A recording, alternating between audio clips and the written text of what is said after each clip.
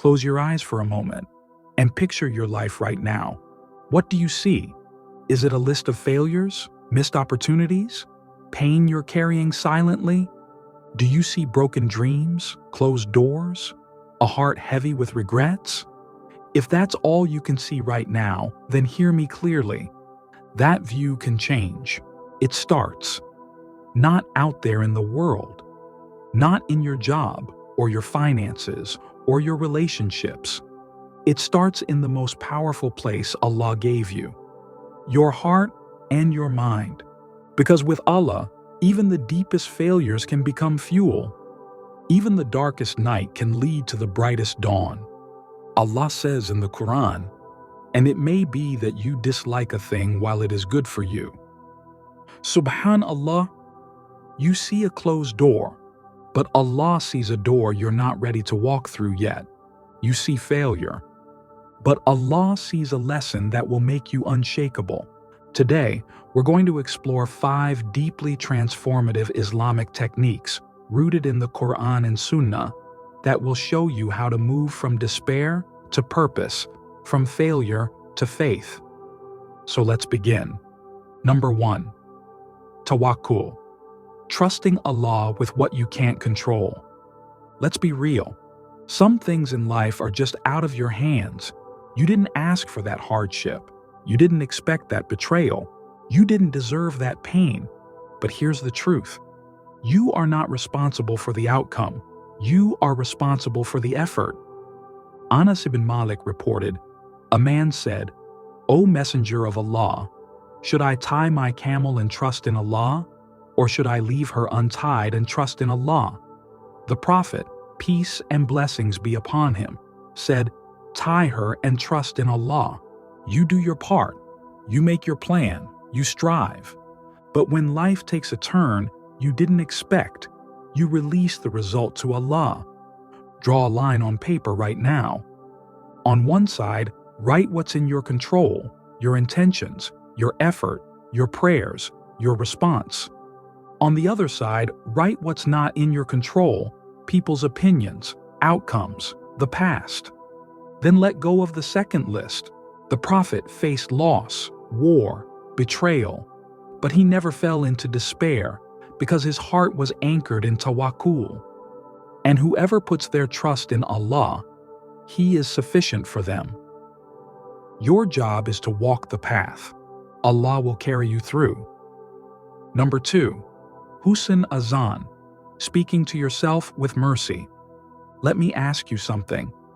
When you mess up, when you fall short, when you feel ashamed, what do you tell yourself? I'm a failure. Allah must hate me.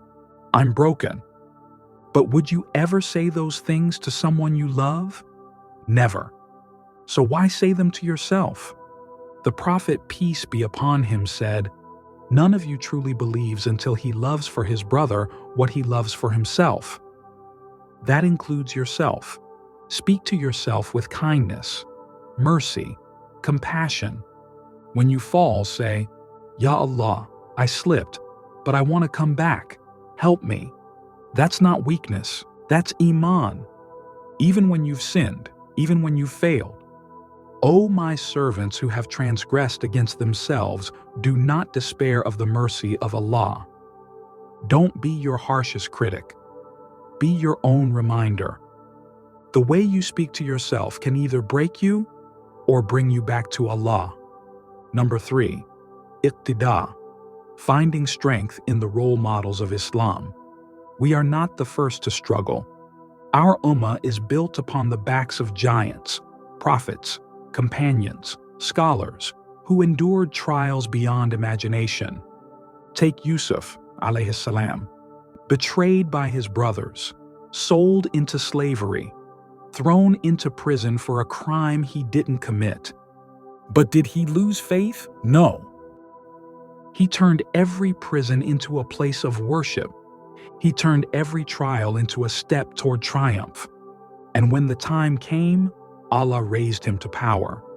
Indeed, whoever fears Allah and is patient, then indeed, Allah does not allow to be lost the reward of the doers of good.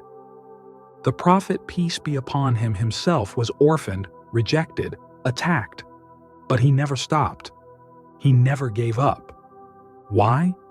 Because his strength came from something greater than his circumstances. It came from submission. So if you're looking for a role model, look to the ones Allah loved. Study their stories, model their patience. Take their footsteps as your blueprint. Number 4, Taqdeer and redefining failure. Let's talk about failure. You didn't get the job. Your business crashed. Your relationship ended. Does that mean you failed? No, it means Allah redirected you. You see, as believers, we don't define failure like the world does. We don't say, I failed when we fall. We say, this was my qadr. What does Allah want me to learn from this? The Prophet, peace be upon him, said, know that what has passed you by was never going to befall you, and what has befallen you was never going to pass you by. Subhanallah, your life isn't random, it's written. But Allah also gave you the power to respond. You can take every hardship and turn it into a jar. You can take every wound and turn it into wisdom. You can take every test and make it a means of elevation. Your failure is not the end. It's part of the path. If you keep walking, you'll see the rahmah in it one day. Number 5, Niyyah and micro goals for big change. Lastly, let's talk about action. Sometimes you feel overwhelmed, like you need to change everything at once.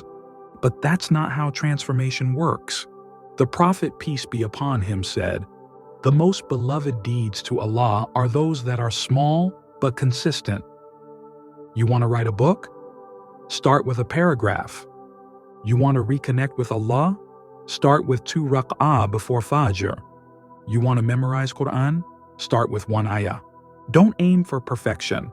Aim for progress. Every step you take, no matter how small, is seen by Allah. So whoever does an atom's weight of good will see it. Set goals that your heart can manage. Then anchor them in Niyyah, pure intention.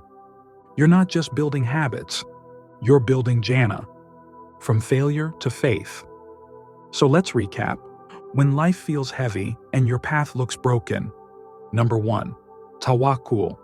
Let go of what's not in your control. Number 2, Husn, az-Zann. Speak to yourself the way Allah teaches you to. Number 3, Iqtida. Walk the path of the prophets and those who came before you. Number 4, Taqdeer.